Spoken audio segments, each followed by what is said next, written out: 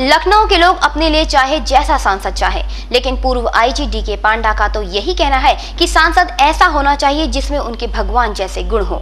News 18 से एक exclusive बातचीत में डीके पांडा ने कहा कि वे इन दोनों कृष्ण भक्ति में लीन हैं और ईश्वर उन्हें साक्षात दर्शन दे रहे हैं। पत्नी के साथ अदालत में चल रहे मुकदमे के बारे में पूछे जाने पर उन्होंने कुछ भी कहने से इनकार कर दिया। इसी समय मीडिया की सुर्खियों में छाए रहने वाले दूसरी राधा यानी आईजी डीके पांडा को तो आप भूले नहीं होंगे। अपनी वेशभूषा से डीके पांडा ने सर्विस में रहते हुए अपने अधिकारियों और प्रदेश के मुख्यमंत्री तक को शर्मिंदा किया था, लिहाजा उन्हें नौकरी से हट जाने को कहा गया। वीआरएस लेने के बाद डीके पांडा पूरी तरह से कृष्ण भक्ति में लीन हो गए हैं, लेकिन वे बोलने का मौका नहीं चूकते और आज भी उन्होंने ऐसा ही किया। न्यूज 18 की टीम की अचानक मुलाकात हो गई डीके पांडा से। जब हमने उनसे पूछा कि लखनऊ का सांसद कैसा हो, तो उन्होंने कहा बिल्कुल मेरे भगवान जैसा। कैसा सांसद होना चाहिए लखनऊ का? जय जय श्री कृष्णा, जय जय श्री कृष्णा, जय जय श्री कृष्णा। मेरे स्वामी जैसा होना चाहिए, भगवान श्री कृष्ण चंद्र जैसा कोई सांसद हो तो हमको पसंद आएगा, बाकी कोई पसंद नहीं आएगा। जय जय श्री कृष्ण। सांसद में वो उसका दृष्टिकोण जो है सीमित नहीं होना चाहिए, संकुचित नहीं होना चाहिए, सार्वभौम होना चाहिए। सबको अपने बच्चे मानना चाहिए, जैसे मेरे स्वामी भगवान समझते हैं, सबको अपने बच्चे मानते हैं, सबको अपना मित्र मानते हैं, वो सभी के हितैषी होते हैं।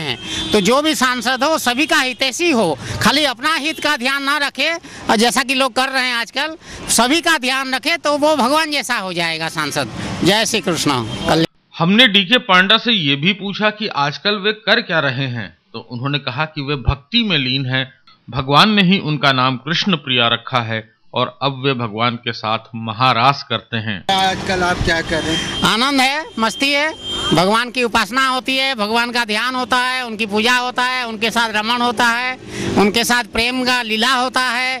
और जो इलाहाबाद में श्री कृष्ण प्रेम धाम बना हुआ है, उसमें मेरे स्वामी भगवान श्री कृष्ण चंद्र स्वयं साक्षात विराजमान हैं और अपने लीला दूसरी राधा मेरे साथ वो करते रहते हैं। मेरा नाम कृष्ण प्रिया उन्होंने रखा है और मेरे साथ उनका नित्य प्रेम लीला चलता रहता है, जिसको रास महारास के नाम से लोग जानते हैं।